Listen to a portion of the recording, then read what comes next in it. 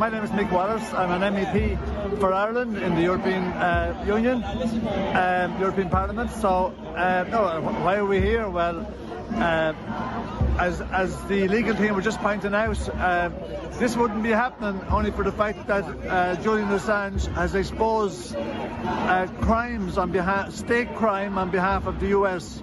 And he's been punished for that, and they're prepared to overrule all the rules, all regulation, and they don't give a damn, and they want to silence dissent. They don't want people exposing US NATO war crimes, and this is what this is really about. Hi, I'm Dan Fuchs. I'm an artist and activist. I'm here because the Assange case is a case of our time. I still cannot believe that the man that exposed the crime is the one doing the time. But not only did Assange expose the war crimes of the United States, his case has exposed the corruption of our mainstream press, the corruption of our judiciary, and the corruption of our entire political class. But more than that, and bigger than that, the Assange case has exposed the lie and sham that is Western liberal democracy. We have no free press for as long as Assange is in jail. We have no free speech. If you cannot hold power to account, you do not live in a free and open society. The Assange case has revealed the true nature of those in charge. Their mask has slipped, the illusion of freedom has gone, and I'm afraid that we are confronted with the brutal reality of a vicious ruling class who are prepared to do anything to maintain their power and consolidate their control. We are truly living through dark and scary times. I believe the West is ascending rapidly towards a form of full-on fascism. Authoritarian laws and measures have been brought in to silence debate and shut down dissent. I have no idea what's going to happen in this building in the next 2 days, in these strange courts with their strange judges. But what I do know is that no matter what happens, this is not the end, but just the beginning of our fight back.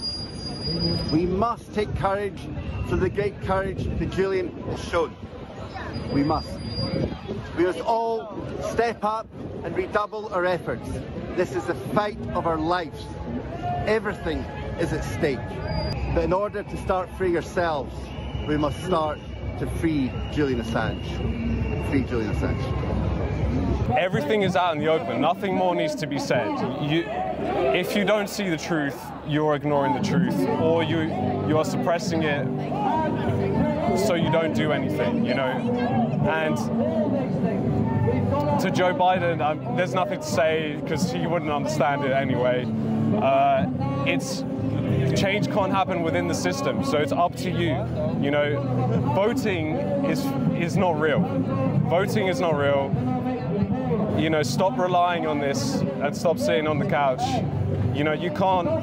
It's up to young people at this. So it's time to do something. And protesting is not enough. Raise your voices loud. We are talking with Ed, who's come all the way over from New York to support this very cause. Ed, how you doing, man? Thanks so much for taking the time to talk with us. Can you tell us a bit about what you're doing and what you're involved in? It's super interesting. I'm doing great, James. Thank you very much for having me on here. It's a pleasure meeting you both.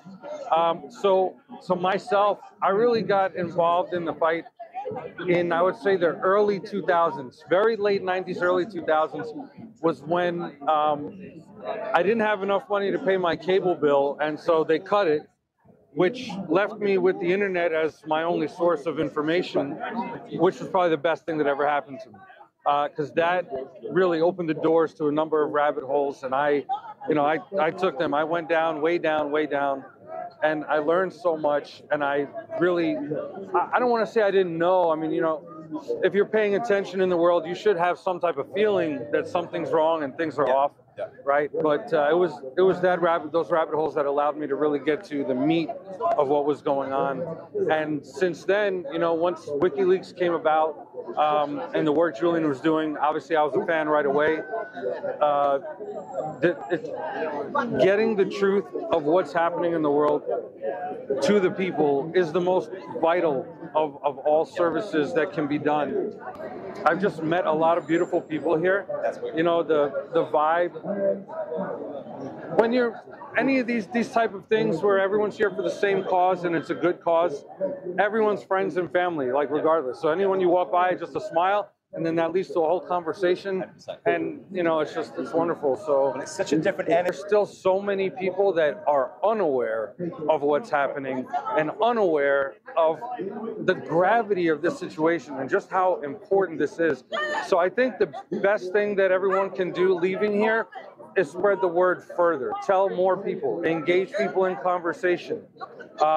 You know, get on social media, put stuff out, ask questions. You know, just that's, I think, really the best thing is because the more people, the better. The more strength we'll have as a movement, more voices. You know, even get your local or whatever country you're from politicians to throw in their support. You know, send letters of support, do whatever they have to do. You know, the more pressure we put on the system, the better chances there'll be for, you know, some type of a positive outcome. Thank you all for coming here today and stay out throughout the day. I am so heartened to see all of you here, still here after this long day. This hearing today has now come to a conclusion, to an end, but there's a continuation tomorrow. Today, Julian's lawyers were presenting the arguments against his extradition, the arguments that they do want a chance to present in a full appeal. And it's so amazing that you should have to go through all this to get a chance to have these arguments presented in an appeal court. It should be a given thing, but it's not a given thing. We still have to wait for the decision by these two judges here.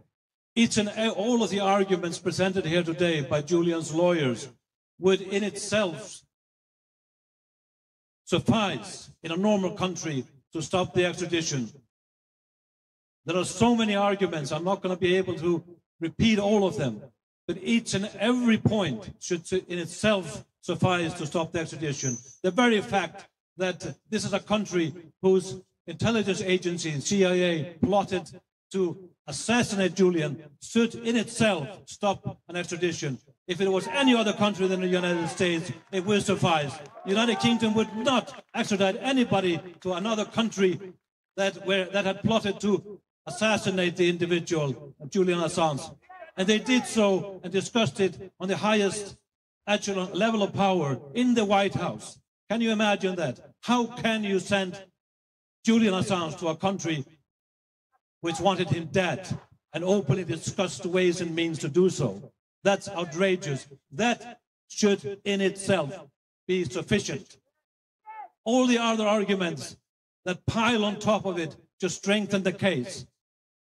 The fact that it was a spying done on his legally privileged communication, tainting his possibility to have a fair trial in the United States, should in itself be enough and sufficient. The fact that he's going to be put under such conditions in prison in the United States, despite any bullshit called assurances, and excuse my French, it's just simply that. It's BS. Assurance of what? There is only one agency in the United States can actually define and order the Bureau of Prisons to put Julian Assange into conditions which are so harsh that it could lead to his death. That is the CIA, the very agency that plotted to kill him. And do you think that they will refrain from demanding that he be put into solitary confinement? I could keep on going about the legal arguments presented here to the two judges today. Such arguments that it would be in any normality in a civilized country absolutely impossible to come to other conclusions that at least allow him the opportunity to go through the appeal process.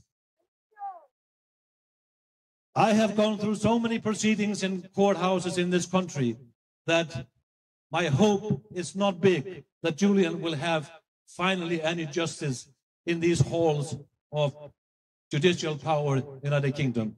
My hope is slim. My hope is with you, that you can persuade the judges to finally listen to the argument. You tell them you are watching. Your eyes are upon them. You will be their judges. If they want to be on the right side of history and not go down the drain, they need to listen to you.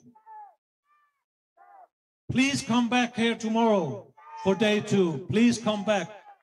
Continue to apply this pressure on the 2 judges, because they do notice. The press is noticing. The message is getting across. We see growing support for the cause of Julian Assange, and it's because of you who showed up here today. Please come tomorrow, and thank you for showing up. Free Julian Assange. Free Julian Assange now.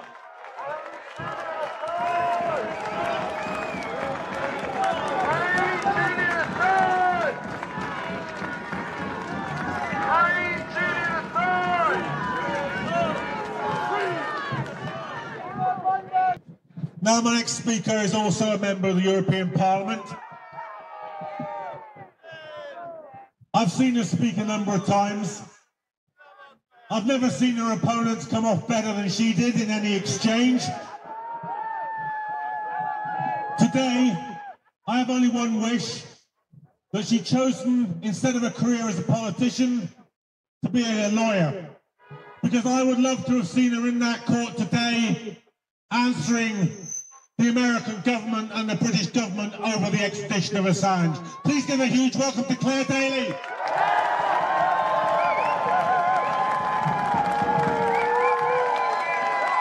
How in God's name am I supposed to follow an introduction like that? I think that's very unfair. Look, it's difficult enough to follow Mick, but I just want to say, on behalf of humanity, on behalf of everyone, to all of ye who have turned out today in such large numbers. I know we've met people from Italy, people who travelled from Switzerland, from Sweden.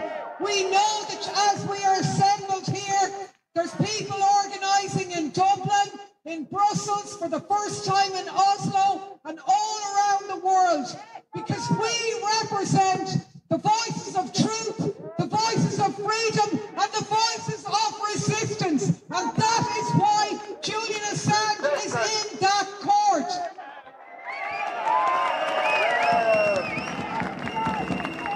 Now we know that what is at stake here is not the life of a man, although the life of a man is at stake.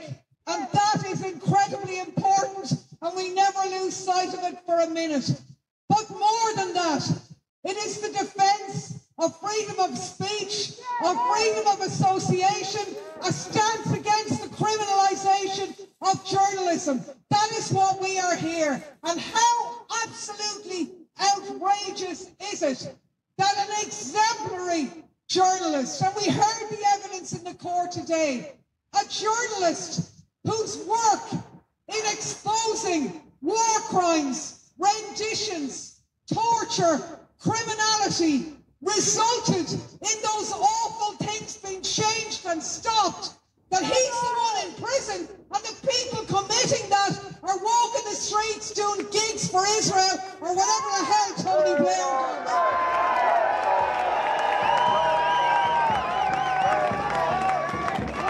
So the chilling effect is here. We know that. They say if Julian is sent to America, the chilling effect will silence other journalists. It has already been here for the past 12 years. So I think it is very fitting that we're here against the backdrop of the appalling atrocities and the live stream genocide in Gaza, We know that also where a civilian imprisoned population is being targeted. We also know the Ukraine war is going on without end because that's what NATO want. And I just want you to remind you of the words of Julian when he talked about the war in Afghanistan.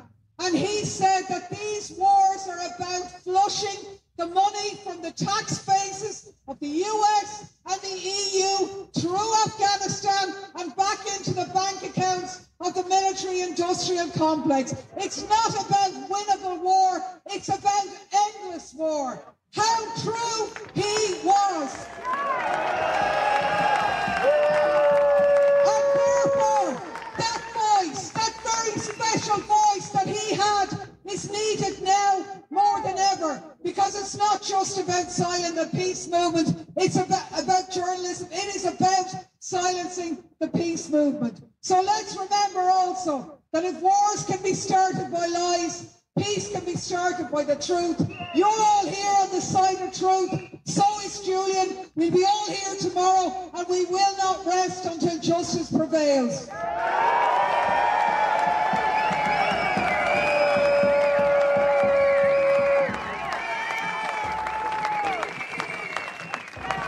Now, we all know that we have never been able at any point to rely on the political establishment or the court system to defend Julian Assange.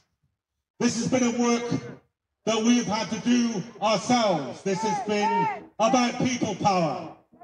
But every movement produces the spokespeople it deserves. And this is a good movement. And in Stella Assange, it has produced an exceptional leader.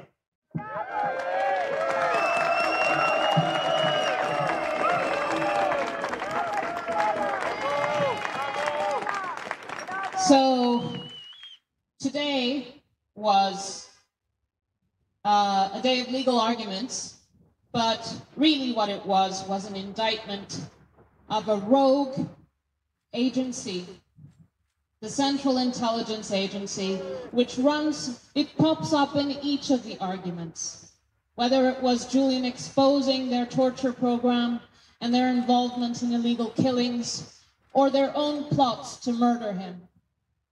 Throughout, the origin of this prosecution came about when the CIA head, Mike Pompeo, lost the plot. He lost the plot, and then he instrumentalized his agency to go after a media organization, to plot the murder of a journalist, and to imprison a publisher in London. They lost the plot. It is rogue, it is out of control, and now it is targeting the press. Whatever happens in the coming days, it's now been aired in court. The murder plot, the political motivation coming out of Mike Pompeo's obsession with killing Julian, and the murders that Julian exposed in Iraq and Afghanistan, the torture program that European countries willingly participated in. We free Julian, we regain our democracy. Let's free Julian. Come back here tomorrow. Free Assange.